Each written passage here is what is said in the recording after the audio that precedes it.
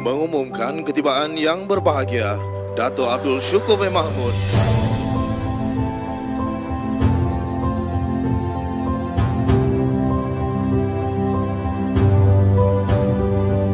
Sebelum itu, saya menyuruh agar semua pegawai bagi grade 1 hingga 14 dan juga penyelia dapat melaksanakan penilaian kompetensi di bawah analisis jurang ini supaya pegawai di Jabatan Menteri dapat melihat kompetensi mana yang perlu diperbaiki dan cadangan khusus yang perlu dihadiri bagi melengkapkan kompetensi tersebut.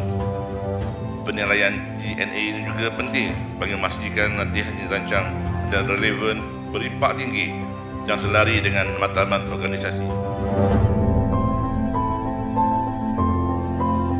Dengan sukacitanya, saya meluncurkan sistem e-podcast dan juga SPEC 2.0.